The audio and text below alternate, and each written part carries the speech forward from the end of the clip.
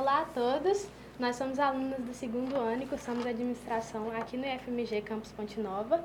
Hoje a gente vai falar sobre um assunto muito importante, que é a arte e cultura, e a gente trouxe o Pedro Pereira, que ele atua como professor de literatura e português aqui no campus. Seja bem-vindo. Então, Obrigado. Pedro, para começarmos, em relação ao sistema educacional brasileiro, você considera que a arte e cultura está inserida de forma adequada?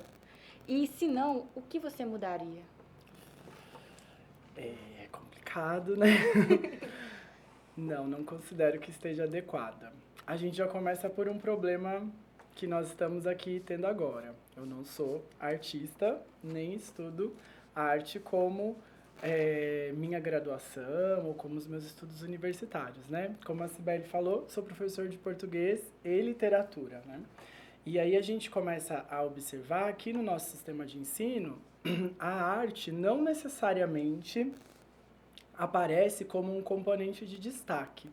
A gente tem muitas escolas praticam isso, que é colocar a arte como se ela fosse uma coisa que desse para ser diluída entre as outras matérias, entre as outras disciplinas. E aí basta um professor mostrar um quadro para vocês, basta um professor citar uma música para vocês e pronto. Né? Um professor pediu para a gente fazer uma pecinha de teatro.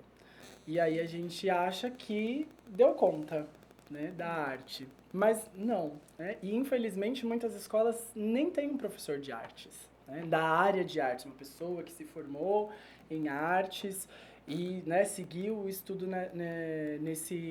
nessa área. Então, e pelos nossos novos documentos que regem o ensino médio, de novo, a arte está escondidinha. Né?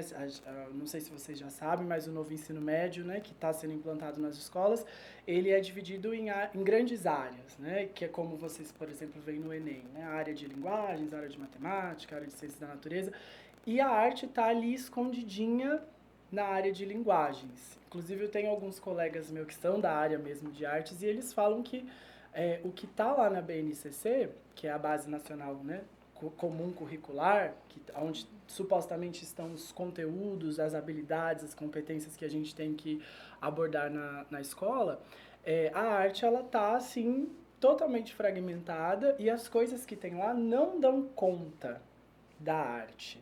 Né? Eu não sei vocês, mas quantos projetos de arte a gente vê acontecendo, por exemplo, né? São poucos ou nenhum. Né? São poucos ou nenhum.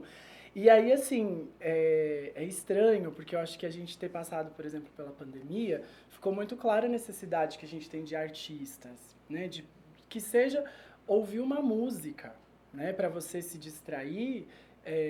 E esse talvez seja a coisa mais básica ali da arte, que é pensar o entretenimento, porque com a arte você pode fazer muitas coisas, né? Com certeza. Mas, assim, essa vivência que a gente teve, por exemplo, de pandemia, imagina se a gente não tivesse um filme para assistir, não tivesse um livro para ler, não tivesse uma música para ouvir, não tivesse...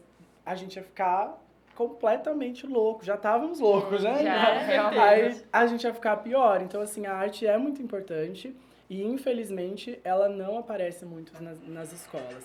E aí o que a gente precisa é, por exemplo, esses documentos, que são os documentos que regem a escola, né, que orientam as escolas, eles precisam ser mais claros nesse sentido. Né? Eles Dá mais precisam importância a esse assunto, dar né? mais importância. Porque não tem como a gente fazer com que uma coisa seja importante assim, só por ser. Não, tá lá, todo mundo sabe que é importante, vamos deixar lá. Não, tem que ter um documento, tem que ter uma coisa que diga, olha, precisa fazer isso. A gente é ser humano, a gente é preguiçoso. Se não tiver lá que a gente tem que fazer, a gente deixa de ladinho ali, deixa no cantinho, assim.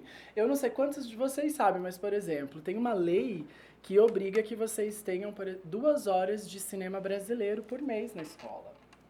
Vocês sabiam disso? Não. Tá vendo? Então, assim, cadê que a arte é importante mesmo, né? Cadê que a arte está presente, de fato, nas escolas, né? E aí, sem ter uma pessoa específica para cuidar da área das artes, quantos professores estão correndo para cumprir essas coisas que precisariam ter mas que não tem uma pessoa ali pra gente chamar, aquele ali é o da arte. E é ele que vai organizar as coisas pra gente. Isso reflete até nos alunos mesmo, porque a gente muitas vezes não vê com tanta seriedade a Arte, nossa. Sim, né? não. A arte só é séria se fizer dinheiro. Exatamente. Aí é sério, aí o negócio é sério. Então, Pedro, como você utiliza a arte e a cultura nas metodologias de ensino da sua matéria, em específico em literatura? Bastante, uso bastante. Bom, como eu falei pra vocês, né? Eu não sou da área, mas eu gosto muito de arte. Assim, eu acho que eu compreendo a importância da arte e, assim, inclusive brigo às vezes para que a arte esteja mais presente mesmo nos nossos ambientes, né? E então, assim, quando a gente está estudando linguagens, né? A gente não pode deixar nenhuma de lado, né? E a arte faz parte das linguagens, assim como colocaram a educação física junto com as linguagens, então são as linguagens do corpo, a própria língua portuguesa, né? E aí, inclusive, eu defendo que a gente não pode nem separar língua portuguesa de literatura, porque senão fica parecendo que a aula de língua portuguesa é aula de gramática, e não é isso. Ensinar, né? A gente ensinar e aprender a nossa língua é nos tornarmos eficientes e proficientes na produção de texto e na leitura de textos, né? E aí, para a gente produzir bons textos e ler bons textos, a gente precisa ser exposto a bons textos. Sim, né? Então, a gente vai precisar, né, para eu ser um bom leitor, eu preciso ler bons textos. E aí a gente entra nas questões de literatura, por exemplo, né? Então, você tem estudos que vão dizer quais são as obras que são clássicas, quais são as grandes obras que existem no nosso país, né, e fora dele também. Não tem por que a gente só ficar preso no nosso território, né? A gente pode expandir isso e ir para outros lugares. E quando nós estamos lendo esses textos e quando nós estamos interpretando ou usando eles como inspiração para escrever nossas coisas, a gente está usando arte. Porque a literatura nada mais é que uma forma expressiva, artística da língua. E por isso que eu não gosto que separe, porque se você está estudando língua portuguesa, você também está estudando literatura e vice-versa. Porque a literatura é feita da língua portuguesa, né? É como a língua portuguesa se organizou num texto de forma estética, de forma artística, para... Aí cada autor vai ter suas intenções, cada leitor vai ler de uma forma o que o autor escreveu, e é isso que faz um texto ser rico, a gente ter várias possibilidades interpretativas, né? Um texto que a gente lê uma vez e ele morre, ele não é um bom objeto de arte. Ele tem, para ser um bom objeto de arte, ele tem que ser lido muitas vezes. E toda vez que eu olho para aquilo, eu vejo uma coisa diferente. E isso vai funcionar para a arte como um todo também, né? Agora, mesmo não estando ali na minha especialização, eu acredito que mesmo quando a gente se depara com uma pintura, com uma escultura, com uma peça de teatro, com uma música, com uma dança, esses objetos culturais, artísticos, eles precisam... Toda vez que a gente acessar aquilo se tornar presente na hora que a gente acessou. Aquilo não pode morrer, ficar esquecido numa gaveta. Te impactar de alguma forma. Exatamente. E o legal da gente, né, ter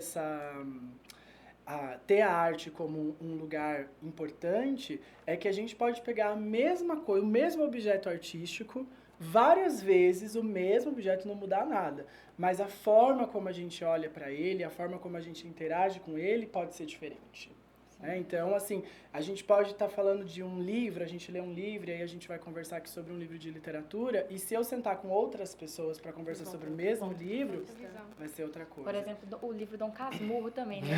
É muito polêmico. Uma polêmica clássica. Que várias pessoas têm várias expressões dele.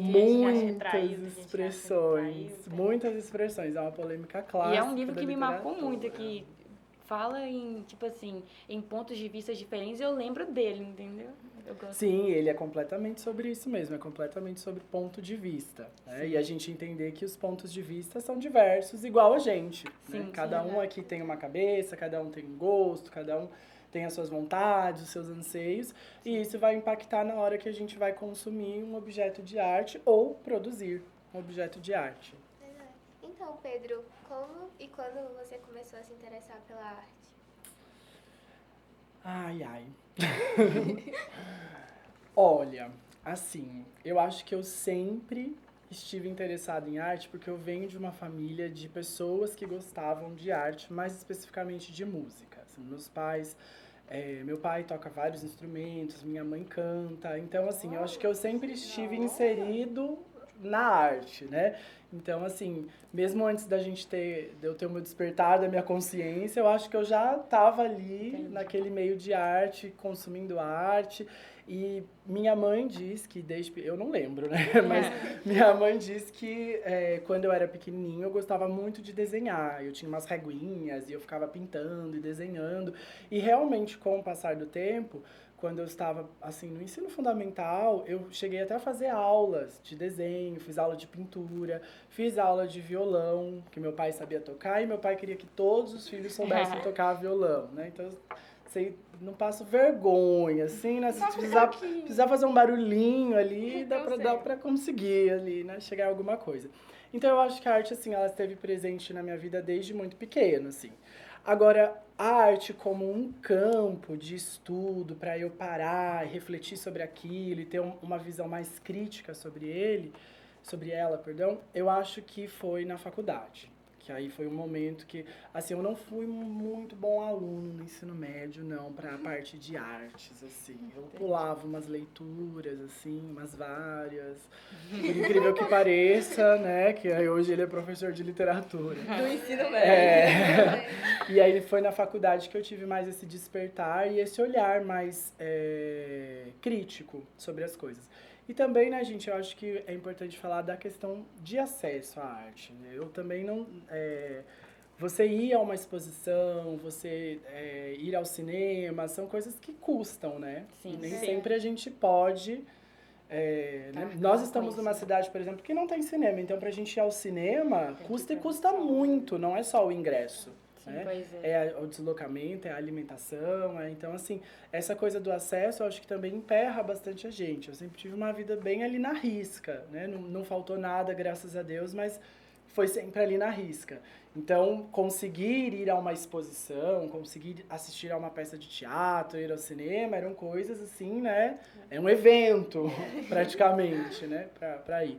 E aí, na faculdade, eu acho que eu tive um pouco mais de oportunidade de conseguir ir nessas coisas, de ter mais liberdade para acessar esse tipo de coisa, né? E aí, eu acho que nesse melhor acesso, eu criei um pouquinho mais de criticidade em relação ao que eu estava consumindo. Entendi. Bom, se você acordasse ministro da Educação ou presidente da República, o que você faria para inserir arte e cultura nas escolas? Meu Deus. Complicada. Isso é difícil. Gente do céu, se eu acordasse ministro... Ai, que ninguém me escolha para ser ministro. Olha, eu acho que assim, o ministro não faz nada sozinho, né? Já sim, começa tem por isso. aí. O ministro não faz nada sozinho, eu sou uma pessoa que acredita muito na coletividade. Então, eu acho que a primeira coisa que a gente precisa pensar quando a gente está numa posição dessa de poder é numa equipe. Acho que a primeira coisa que a gente tem que fazer é uma equipe. E aí, se o meu intuito é pensar na importância da arte dentro do sistema educacional, das escolas, eu preciso de uma equipe que Entenda sobre. entenda e não só entenda, mas que viva isso também, né? Porque essa coisa de entenda, tem um presidente nosso aí que falou que ia ter uma equipe que entendia das coisas, que ele não precisava entender, mas não é bem assim, né? Então, assim, nós já tivemos grandes ministros da cultura aí que eram artistas e que sabiam, e já tivemos ministros da cultura que também eram artistas e que não sabiam o que estavam fazendo, né? Então, acho que é muito importante, mais que uma cabeça, pensar essa inserção da arte.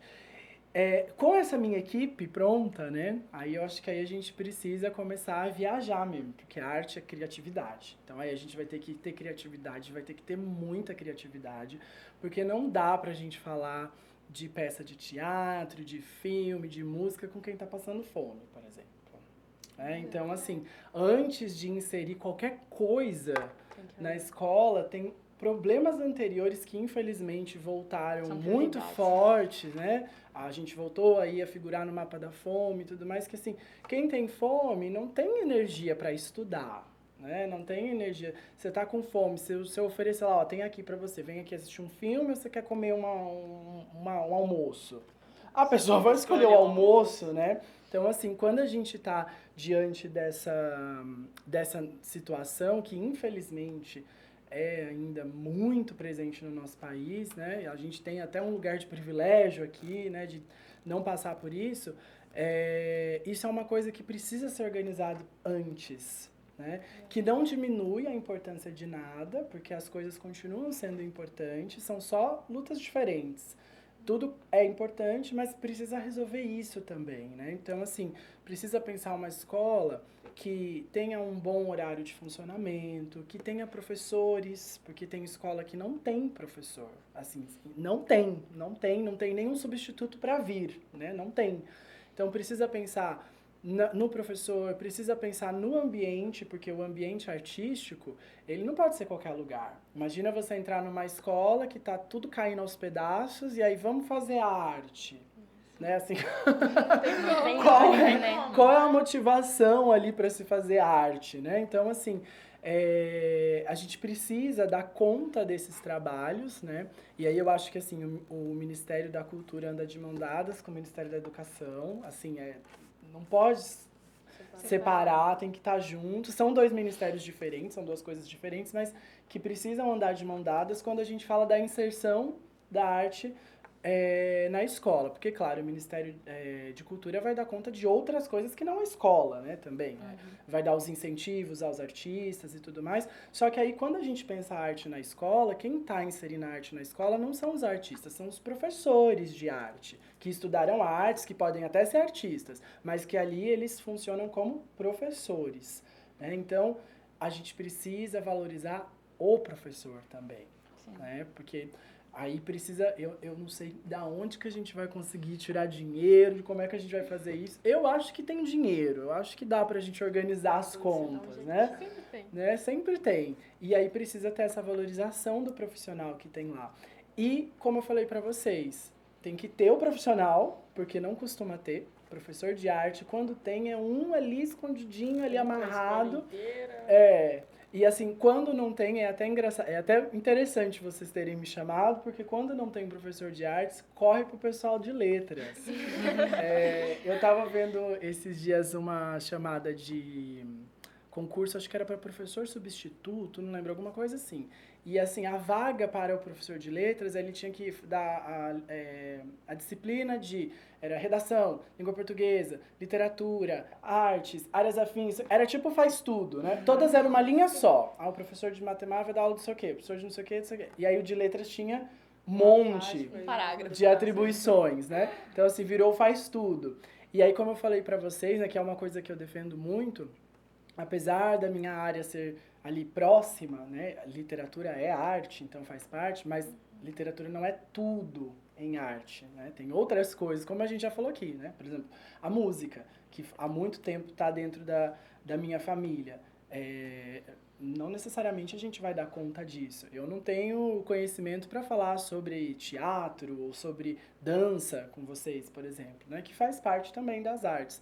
Então, assim, como ministro, eu acho que a primeira coisa que a gente precisa fazer é reorganizar esses documentos para que a arte tenha um espaço que ela merece, né? Que ela se torne um componente tão importante quanto é português e matemática, né? E todas as outras disciplinas que tem ali um professor. E as disciplinas, até as outras disciplinas estão em risco aí. Tem muita gente reclamando, já teve várias brigas aí, por exemplo, com filosofia e sociologia, que saía e voltava para o currículo da escola. Né? Então, assim, todas essas áreas são importantes, todas elas precisam estar presentes. Né? E aí não é diferente com a arte. Só que para isso eu preciso de gente feliz. Né? Eu preciso de gente motivada, bem alimentada, descansada, né? Para poder... Tem artista triste também, né? A tristeza faz coisas muito bonitas. Mas não é essa tristeza de subsistência, né? É um outro tipo de tristeza.